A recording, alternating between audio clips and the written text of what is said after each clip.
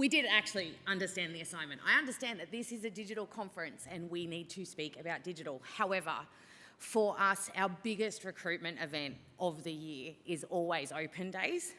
And over the last couple of years, we have had the back and forth. And we thought, what better opportunity to talk to people about the fact that, and Chris highlighted it this morning, we are operating now more and more in an online and offline hybrid world. And for us, open days has really had to become that approach. So I don't want to take you back too far, but if you could imagine in days where we didn't know what masks were, nobody washed their hands singing happy birthday, and we weren't all stuck inside. We have Open Days is our largest recruitment event of the year. We have somewhere around about 10,000 students come on campus over a 2-day period. This is the opportunity for students to experience what it's going to look like. Everything that leads to this moment they've been hearing for 12 years. You've got to figure out what you want to do, where you want to go. It's the moment to decide. You absolutely have to attend Open Days. And they do. They come on campus, they experience what we have to offer, they speak to people, they engage. The biggest event that we have is the shark dissection. However, I did make a note that I am going to reach out to Paul because I think interpretive dance should be on our Open Days program for this year. So I'll hit him up about that later. And it is the opportunity for them to engage. And what we also find from a recruitment perspective is 50% of students who attend an Open Days indicate that they're likely to preference based on that Open Days experience. However, we all know what happened.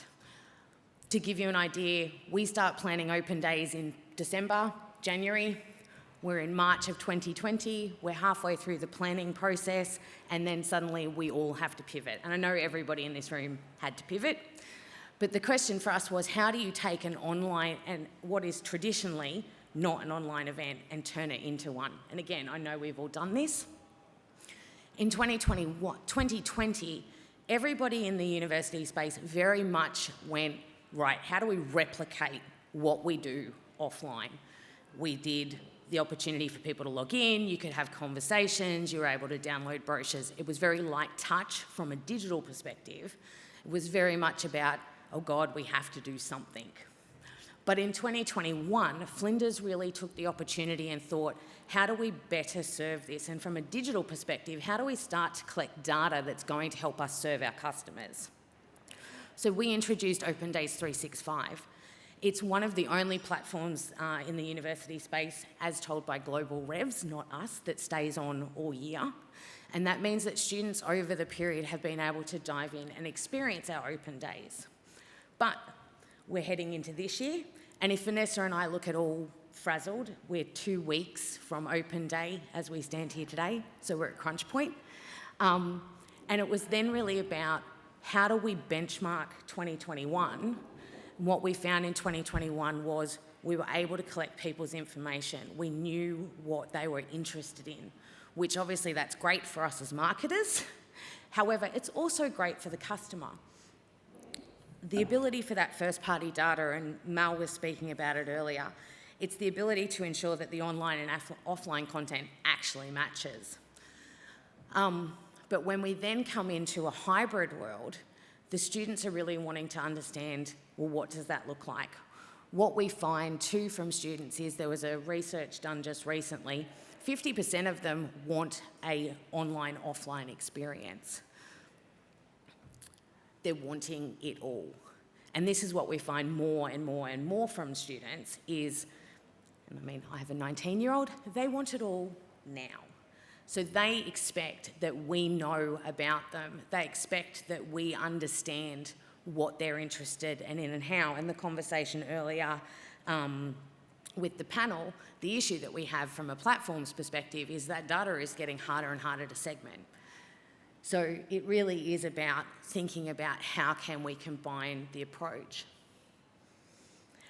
When we looked at this, we have worked through, and Vanessa's going to speak through the actual detail because she does all the amazing work on it. I'm just the hype here. But we've really taken an omni-channel approach. Another note that I took this morning was, watch this space. Flinders billboards in Fortnite next year. But for us and for students, in an offline environment, Things like billboards, radio, and out of home provide a co-consumption moment with parents. What we know is that students tend to think that they are the ones leading the university decision, and parents tend to think that they're the ones leading the university decision. And offline opportunities help us to put the moment in front of the student and the parent. Driving to school in the morning, the Flinders Open Day radio ad comes on, and it's the opportunity for the parent to say, hey, have you registered yet? Have you done that? What are you doing? Are you going with school?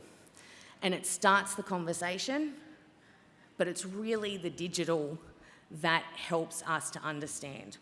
One of the other conversations for the panel this morning was about performance creative, and Georgia saying it was super important to ensure that the content resonates. What we've done from a content perspective this year is really thought about how do we show students what that offline environment is going to look like? Because again, for these students that are coming through now into our 2023 cohort, they've, in their key research phase of 10, 11 and 12, have known nothing but online environments. So where we've created our content to engage, we've put students front and centre, and we've asked them the question when we designed this content was, what do you want to know?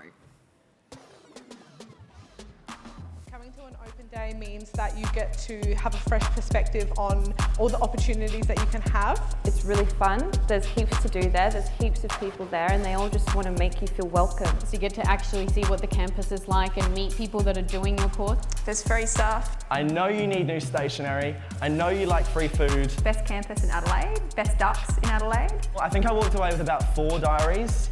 You can never have too many diaries. Come to an open day. They're fantastic. You get a great little slice of what uni life is like. And everyone is here, so you'll have fun. You'll have fun. That's about it. That's about it. That's not about it. There's lots more. The other thing for us too that we really needed to consider is, particularly for the adult entry market and the postgraduate market, this is not a short journey. So the ability for us to combine the hybrid approach means that over what can be a 2-year cycle, they are able to dive in and out, and what Vanessa will speak about in terms of our segmentation becomes much, much more powerful. Just some examples. So in terms of our omni-channel approach, and Vanessa talks about it a bit more, our segmentation goes across a number of audiences, and it really is about landing the right message at the right time. And I'm preaching to the converted here. However, we do run that full funnel approach and really think about what we're doing in terms of the next message. You will see on the screen there, we get most of our registrations out of advertising the competition. Now this year, we mentioned that we have duck socks as part of a merch pack. Apparently, that is the reason to sign up to Flinders Open Day. I can tell you the 200 sessions we have are probably more. But again, things that then engage, and we find on social, we got the comment around the duck socks and everybody was off about that. Our TikTok, our Instagram, our Facebook is then focusing on that content. And it's really about providing the opportunity to, again, move the whole way through. But ultimately, once we get someone there, the hybrid world is about how do we move them through and how do we segment them to be able to then better understand what they want. Thank you. So as Joni mentioned, it's true that a majority of prospective students want both an online and on-campus experience. As mentioned, virtual open days a survey of virtual open days by Global Reviews found 53% of prospective students want virtual open days to continue, but they also want that with an on-campus approach. So now that we know that they want flexibility and accessibility to attend open days their own way, how do we find them, direct them and nurture them through the journey that's most appropriate to them? How will they find the information that they need to make the decision to come to open days online or on campus, because that's where we get their data? First, we identified our main personas and what the major touch points and flows were. Are they a mid-career professional male looking to boost their skills and study a postgraduate course? Are they mature age or adult entrant looking to get that first degree or change degrees? Or are they the high school leaver embarking on their very first university course? Different groups, different wants, different needs, different timelines, different channels. What do we do with all of this? We then created unique journeys for each of these three personas. Wherever these people are, we want them to know that we have something for them. We want them to experience a cohesive message about what they should do and why to drive them to our desired interaction. Our goal in this phase is to capture their data and further nurture them through the recruitment cycle, get them to register for open days. If they make it to our website and they decide, no, I don't want to register, we then look at remarketing to them, changing their experience out in market, as well as changing the experience on our website to see whether we can get them to convert. When we do get their customer data, we can then begin to nurture and personalise, and this is where our segmentation comes into its own. Having created our personas, we essentially have three initial segments: the postgrad, adult entry and year 12, and then we look at segmenting geographically, demographically, and through their interest area, as well as through undergrad and postgrad. So now we know that they are from Australia, they're interested in one of being a postgrad or undergrad student, and whether they're interested in a study area like business, law, science, engineering. This allows us to be much more effective with our messaging and efficient with our resources, knowing we're not wasting time and money on marketing that's not reaching our target audiences. The journey and messaging and channels created for a domestic school leaver interested in studying animal behaviour next year is going to be very different to the journey for a mid-year engineering career person looking to make his way into an executive position through a postgrad MBA. In the hybrid event setting, we know through research and behavioural data that postgrads don't really want to come on campus, so we direct them to our 365 sign-up. Whereas a Year 12 wants to experience and see what university is like, and we direct them to our on-campus, but when they register for on-campus, they also get automatic access to 365, so they can come back whenever they want. So knowing who they are and what they're interested in allows us to then create automated and personalised journeys. This is where the next slide is our automation and content flow that we've set up. We set up triggers and email flows, interactions and content that match the user's expectation for where they are in the journey. What looks like a basic flow here belies the variations in segmentation that feeds our dynamic content underneath. For each email, the content is changed depending on who they are, what they're interested in, if they are postgrad or undergrad, if they are located in Australia or not. What looks like a flow of 4 emails works out to over 90 different variations underneath. These variations are at the heart of our personalisation strategy. According to Gartner, personalisation is a process that creates a relevant, individualised interaction between two parties designed to enhance the experience of the recipient. Hi Vanessa, here's some content specifically tailored to you as an Australian adult entrant interested in studying law. Insert your own study area here. At Flinders, this is what's of interest to you at open days, and to help your day go smoothly, these are the best events that we think you should attend, the people you should speak to, and how you can apply to Flinders on the day if you're interested in doing that. According to Salesforce research, 66% of consumers expect companies to understand their unique needs and expectations, and 52% expect all offers to be personalised. If a visitor has already registered for open days, we personalise the website and media to encourage them to then do something else. They don't need to register. So we might focus on then completing the planner or reading articles about the benefits of open days to encourage them to actually turn up. Having just registered won't guarantee they'll actually turn up on the day. We akin this to something of a retail experience that if I buy a pair of trainers and I've checked out, I don't want to be marketed for trainers again. I've bought a puffy jacket recently and all I see is puffy jackets all over my email marketing feed. I accepted all the cookies. I want you to know that I've got the puffy jacket. I'm looking for something else. Some of these interactions give us further information about the customer.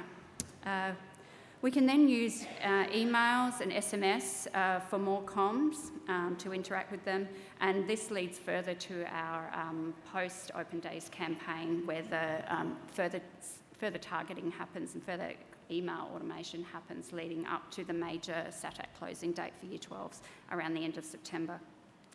Joni will talk about this a bit further later, but the planner that we have, for example, further profiles and segments people to what they actually go for, and we capture this data through a feed between our website and our marketing automation system.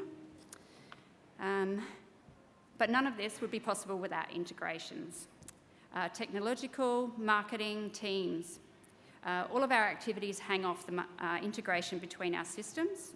We use Adobe Experience Manager and Adobe Target. We have a variety of forms, Marketo forms. We integrate with our CRM, and this sort of makes everything happen as seamlessly as possible. We also have great integration between our marketing, digital, web design, creative, media, and content teams. Without these agile systems and processes in place allowing us to create and build, the user journey becomes disjointed and we won't fulfil the customer needs or ultimately our own goals. Without an integrated omni-channel approach, we wouldn't be able to get to our prospective students wherever they are.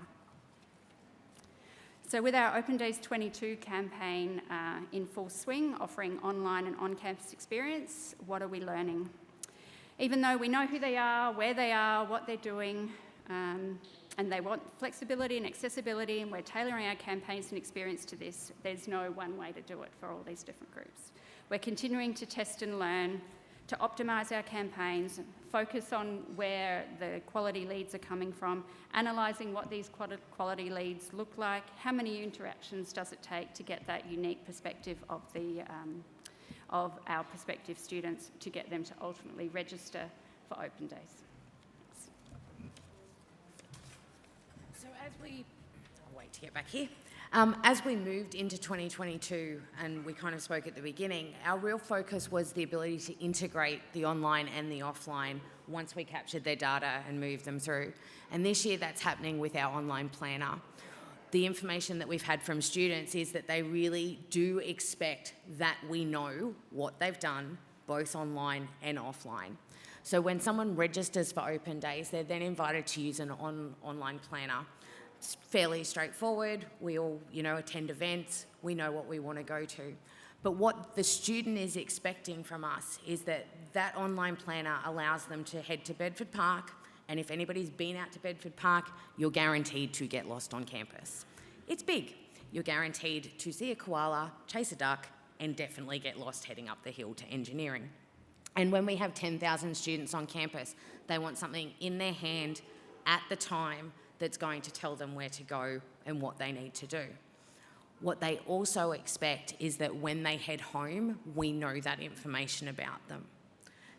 We can talk all we want about privacy and the introduction of privacy. The barrier that we have as marketers is with that limitation coming in, the experience for the customer gets worse. I'm a 40-something-year-old woman. I can guarantee you my Facebook feed these days is full of, hey, do you want to have a baby? I have a 19-year-old and a 15-year-old. If you are targeting me based on my age, you're getting it wrong. And particularly when we are talking about 16, 17 and 18-year-olds who have grown up with the level of targeting that we have had previously, they are expecting that we find a way to service them without breaching their privacy. So through our planner, we allowed them as the centre of the universe to be able to conduct their universe. They tell us what they're interested in. They are able to use the planner to set up their environment, their day, find out more information. But as Vanessa mentioned, what we then do when they've had their amazing experience on Open Days, they head home and they have access to our 365 platform. The ability for us to know what they've been interested in helps us to guide their online journey. Where do I need to go next? What information is ready for me next? And that's the ability of that integration. We ultimately hope that everybody will experience both. We want them to attend on campus, as I said at the beginning. That really does provide that connection to an offline environment that ultimately they're going to be studying in next year. But when they're sitting there at, let's say, 3 a.m. in the morning, scrolling through TikTok, they see a video that might be an ed talk that relates to something that they're interested in, we're hoping that then they're ready to take the online journey as well. Ultimately, we want them to attend Flinders Open Day. We want them to engage in our environment, but we want them to do it in a way that best suits them at the time. Thank you.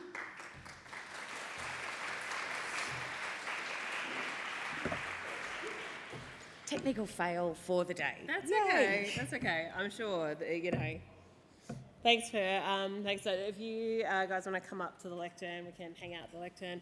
I'm sure there's some questions for the Flinders team. So please raise your hands if you have any. Right down at the front here. Thanks, Tori.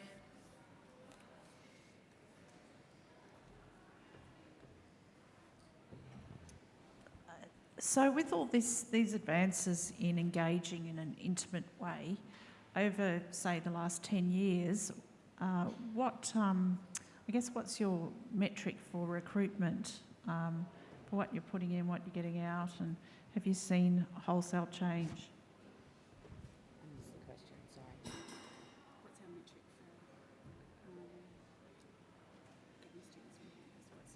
Oh, okay. Sorry, hearing issues and the mask and the mic just didn't quite work for me. Ultimately, we're looking at a number of things. When the business says to us, here's what Open Day success looks like, they really think about what's registrations. That's the number that they care about as an early indicator. Then if you're talking to OSR, which is our Office of Student Recruitments, yes, we're a university, we have more acronyms than marketers do. It's about how many people turn up online. For me, it's attention economy, and I think we mentioned it in the panel earlier today. Being able to look at that digital behaviour, it's about how much attention are we actually getting, how much time are they spending. What was really interesting during COVID and the online Open Day experience, generally people come to Open Days, they're on campus for about 2 hours. You're finding your free popcorn, you're attending Paul's interactive dance display, you're talking to lecturers, you're talking to existing students, you're going on a campus tour. The time of engagement was much higher. When we went to an online environment, we were talking about an average of about 10 minutes on platform. People are obviously, the platforms are set up so that people can get in, get the information that they want, and leave again. So for me, it's really about starting to look at that attention economy, and that's not just on platform. That is, what are we seeing across the user journey? And by having a holistic golden record of the customer, we can start to see how long are they spending on platform, what engagement are they looking at. We also know that, again, the more time they engage with us, the better we're looking at preference time. Excellent. Mr. Garner, over to you. Oh, you're going to hate me. I'm going to ask a really cheeky question. Where am I looking? Oh, hello. Oh, there you go. Sorry. You guys changed your logo recently. Was that a strategic decision to get attention for your Open Day? Just wondering. Look, I'm going to say you're talking about it now. Hopefully you've signed up for registration for Open Days. So absolutely it was a strategic decision for Open Days. I would say it was a strategic decision for the university, and we love our new logo. I gotta say, it is, it's a very modern look for Flinders. Like, the logo, I feel like all of a sudden it just transformed into like 21st century, particularly when I saw the transition video on LinkedIn. If you haven't seen it, it's definitely worth a look. Please be kind in the comments. I did see some Flinders Uni purists who were offended by the change because, obviously they're very proud of their university.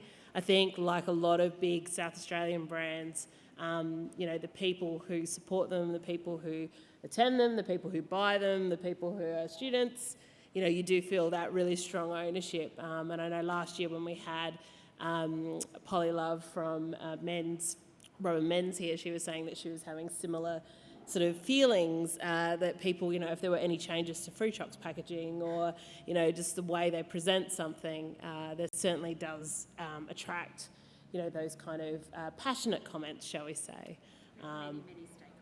I can imagine. Like, I was looking at it, it looked like a very simple 1-minute thing because that's what the video is, but I think one of my comments, particularly Sarah Walsh, who heads up marketing overall at Flinders, was basically, that's hours of blood, sweat, tears, consultation after consultation, iteration after iteration. And yeah, congratulations on the new modern look, even if it was controversial for some.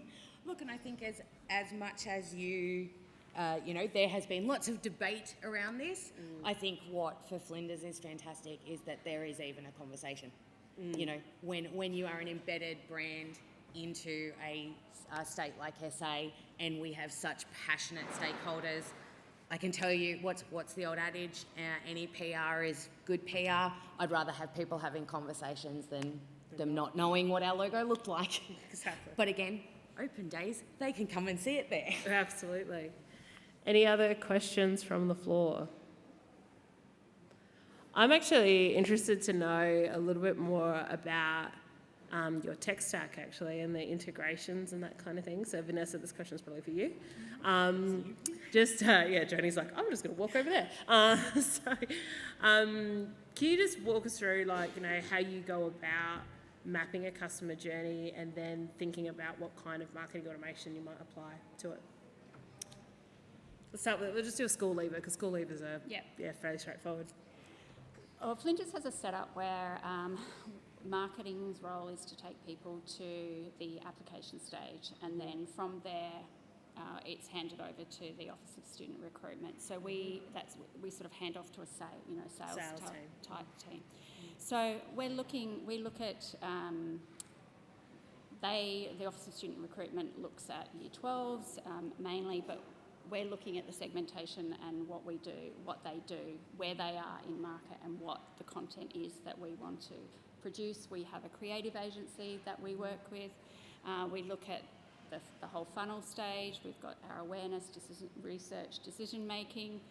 In terms of the tech stack, we've got Adobe Experience Maker. We don't have the entire Adobe stack. We have the personalisation tool Target that we use.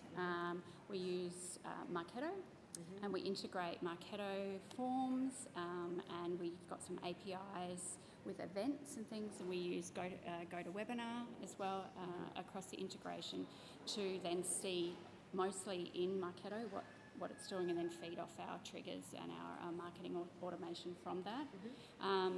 We work with our copywriters around what is the story we're trying to tell in a campaign. I mean, we launched Fearless last year, Be Fearless, Find Your Fearless, an extension of that for this year's major recruitment campaign.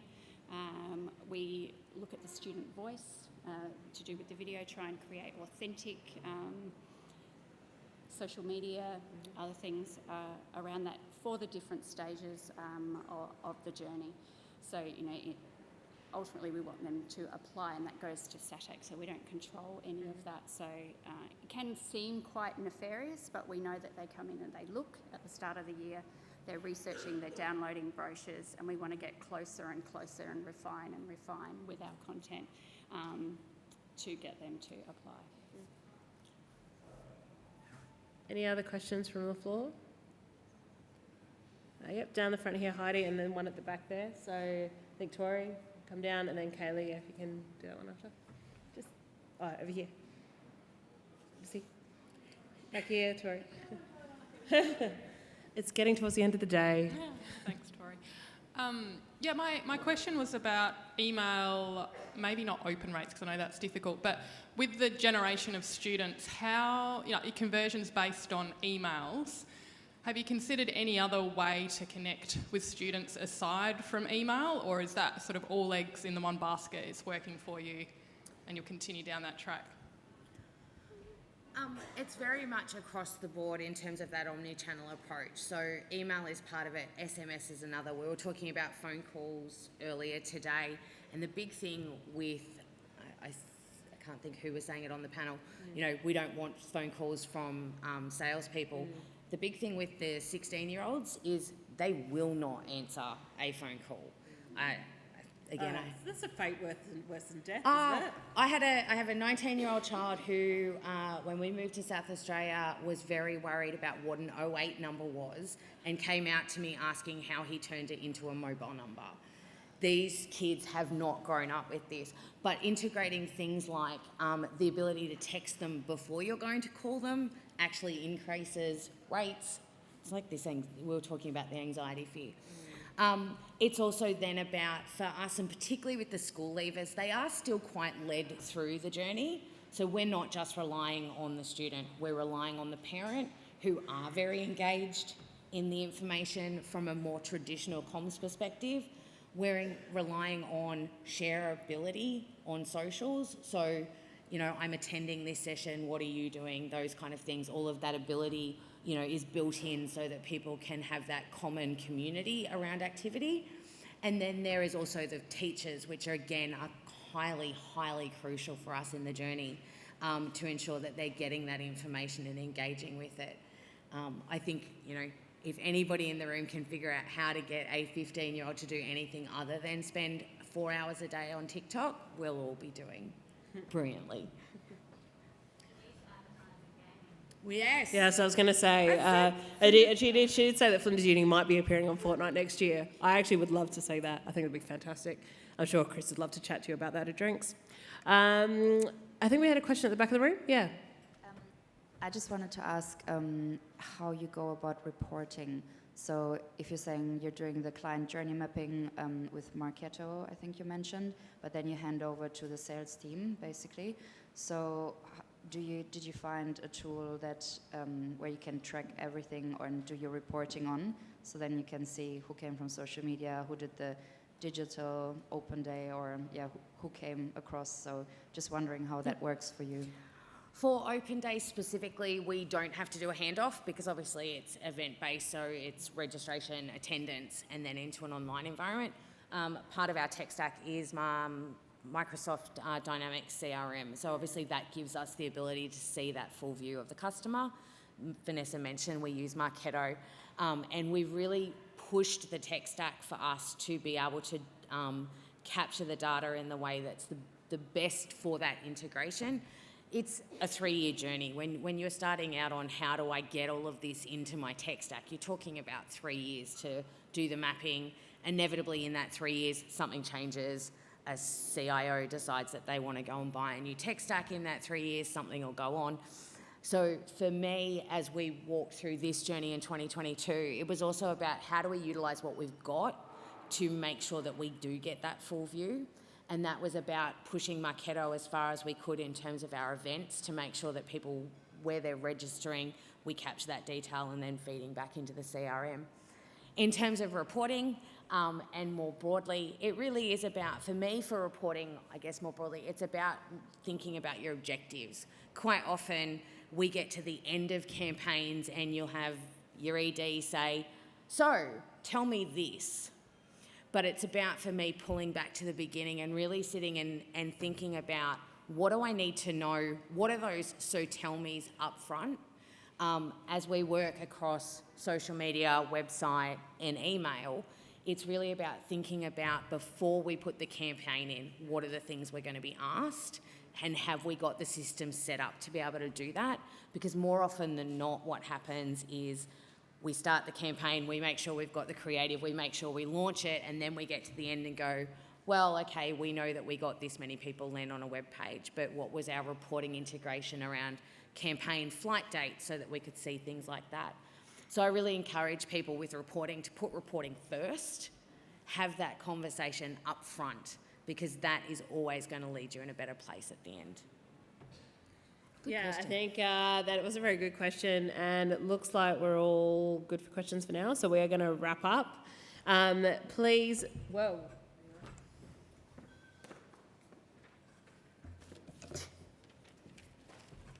Really must be afternoon, I can't believe I forgot the one. Please thank Joni and Vanessa from Flinders Uni.